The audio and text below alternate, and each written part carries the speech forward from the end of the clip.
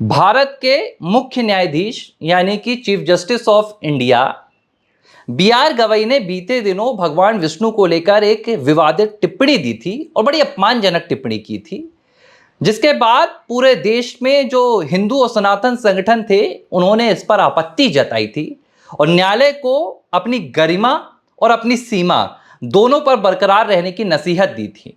इसके बाद बकायदा बी आर गवई ने सुप्रीम कोर्ट में अपनी सफाई भी दी थी और उन्होंने कहा था कि वो तो सभी धर्मों का सम्मान करते हैं, किसी धर्म को आहत करने की उनकी कोई मंशा नहीं थी। लेकिन बावजूद इसके अब सीजेआई बी.आर. गवई की ये टिप्पणी देश में कहीं ना कहीं अराजकता को जन्म देती हुई नजर आ रही है और पूरे देश में इस बात को लेकर चर्चा तेज हो गई है।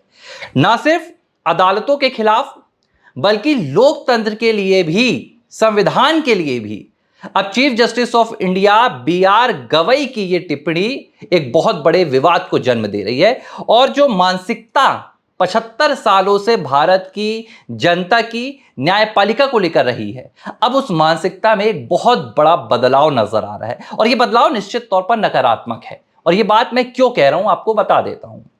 बी.आर. गवई ने उस दिन खजुराहो का एक जावरी मंदिर है जो विश्व धरोहर में आता है और उसमें भगवान विष्णु की एक 8 फीट की प्रतिमा है। भगवान विष्णु किसी तरह के परिचय के मोहताज नहीं है। सनातन की आस्था कितनी है यह बताने की अब जरूरत नहीं है।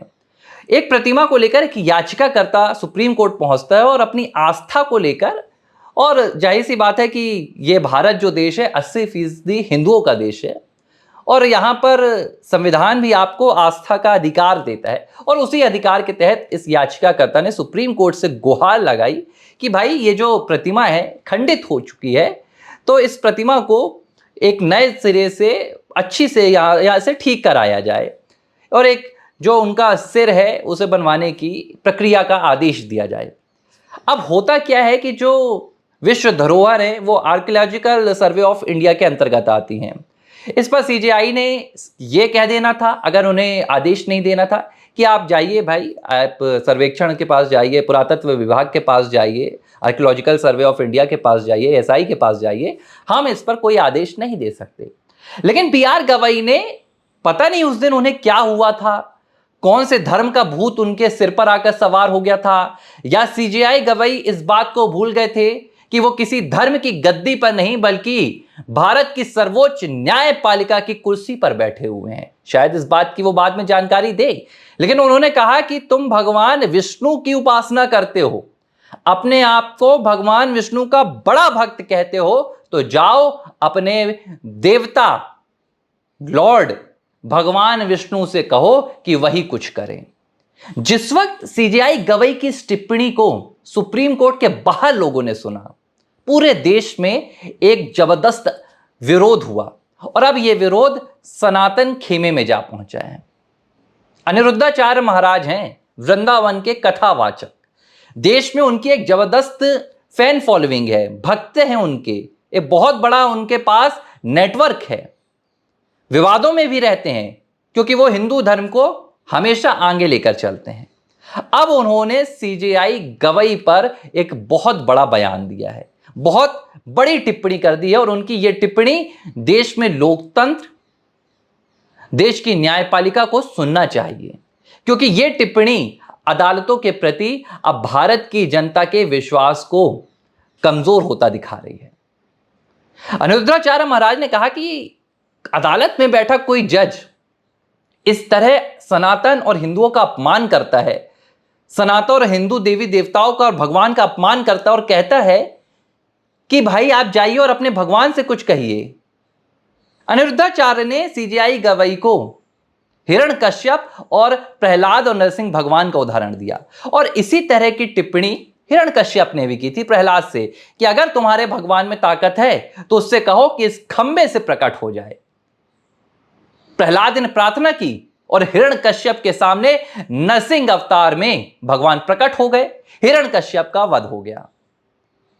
अब अनिरुद्धाचार्य महाराज का यह कहना है कि अगर हमें भगवान से ही जाकर कहना है और हमारा तो सब कुछ भगवान ही करते हैं, तो तुम अदालत में क्या कर रहे हो, तुम कुर्सी क्यों तोड़ रहे हो। और जिस वक्त ये सवाल अनिरुद्धाचार्य महाराज पूछ रहे हैं उस वक्त इस सवाल की आप गंभीरता समझिए कि अब भारत के भीतर न्यायपालिका की जरूरत पर एक प्रश्न चिन्ह खड़ा हो रहा है। और यह प्रश्न चिन्ह अगर न्यायपालिका की जरूरत पर खड़ा हो रहा है तो इसका दोषी कोई और नहीं बल्कि इस वक्त भारत के मुख्य न्यायाधीश बी.आर. गवई हैं, जिन्होंने संविधान से हटकर एक धर्म विशेष को लेकर एक अपनी धर्म विशेष की मानसिकता के साथ ऐसी टिप्पणी कर दी है कि अब भारत में जो भारत की सबसे बड़ी बहुसंख्यक आबादी है, हिंदू आबादी, उसका भरोसा भारत की न्यायपालिका से खत्म हो रहा है।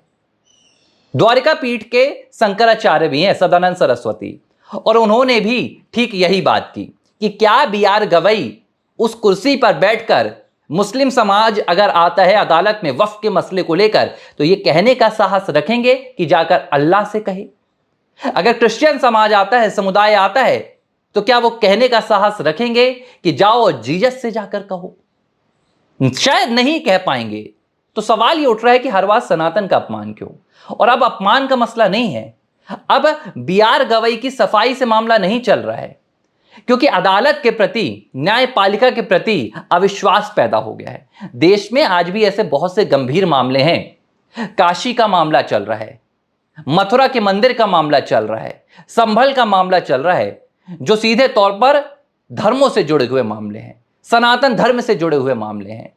तो अब क्या वो मामले अदालत में जाएंगे तो जो भारत के लोग हैं, जो भारत की जनता है, क्या अदालतों के आदेश पर और फैसले पर भरोसा जता पाएगी? ये वही भारत की जनता है जिसने 50 साल तक अपने आराध्य भगवान राम के जन्मभूमि में मंदिर नहीं बनाया क्योंकि वो अदालत के आदेश की प्रतीक्षा कर रही थी। ये है भारत की जनता की न्यायपालिका के प्रति समर्पण की भावना और विश्वास की भावना। लेकिन शायद कभी कांग्रेस के साथ अपने परिवार का ताल्लुक रखने वाले बी.आर. गवई, कभी भीमराव डॉक्टर अंबेडकर साहब के साथ, उनकी विचारधारा के साथ चलने वाले बी.आर. गवई आज संविधान को भूल गए हैं और अपने एक धर्म की आड़ में, एक अपने धर्म से प्रभावित होकर दूसरे धर्म पर कटाक्ष कर न्यायपालिका की गरिमा को आज उन्होंने बहुत ज्यादा तार कर दिया है।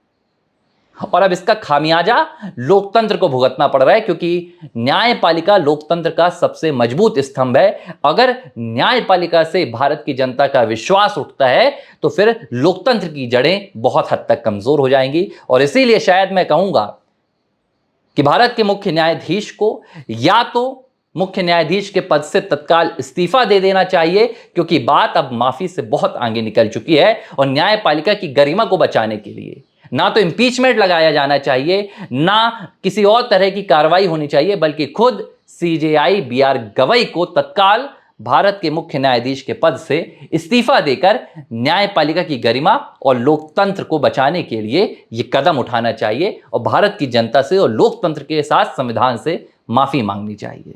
ABC हिंदी न्यूज, आज ही जुड़िए हर खबर के साथ।